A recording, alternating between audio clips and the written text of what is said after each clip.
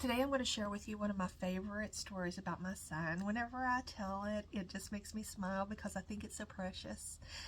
Anyway, anyone who knows me knows that I have a bachelor's degree in history. Also, I did my graduate work in public history with an emphasis on Appalachian studies and West Virginia history. And I've worked with, genealogy for over 20 years now. And I help other people with their family trees too. So anyway, we're kicking it back to when my son was about 10 or 11 years old.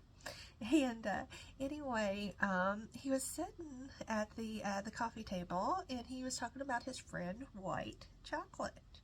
And I was joking. I was like, "Okay, well, what's your nickname? Is it Snow Hair?" And he was so serious. He's like, "Mom, I think I'm pretty dark." And I was like, "I don't know about that, honey." And he's like, "I think that I'm 25% black."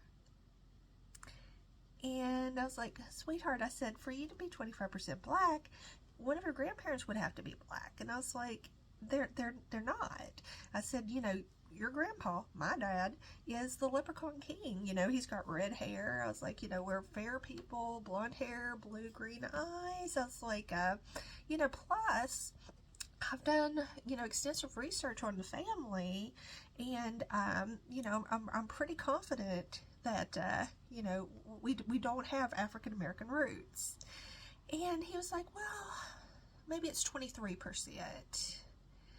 And that's when I remembered that I had taken one of those Ancestry DNA tests, and I was waiting for the results. And I told him, I was like, "Well, I tell you what, we'll be getting the results of the test soon. And, there's always a chance, because there's always unanswered questions. And, especially with, Appalachian culture and so forth, the tri-cultural communities, there's always that possibility that you may have, some African DNA, but, not a high percentage." And he was like, "Well, I'm going to hope for 15. I was like, "Okay, well, I knew that wasn't going to be possible with the research that I've done, but I was like, we'll hope for 15. And anyway, so I got the results back, and it was what I anticipated. German's the big one, and then Norwegian, Swedish, Scandinavian, Denmark, and then of course, foster blood, that's Scottish and Irish. So, super white,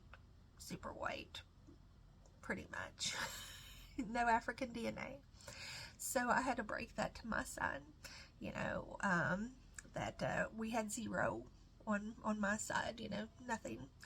And anyway, he was upset. He was upset to find out that he was not black on my side of the family. But he was like, "Well, there's always Dad."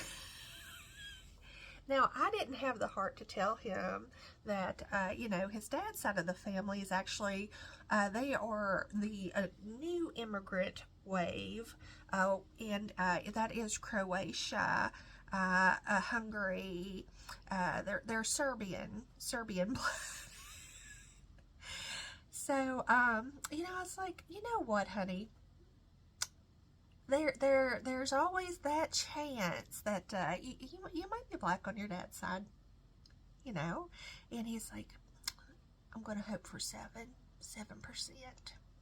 So whenever his dad gets around to taking a DNA test, we'll find out if my son is black." But I love that story. I just think that it's precious. It's sweet, and I just think that that's one of the joys of being a parent is moments like that. I love my child. So I hope you enjoyed your story. Bye-bye.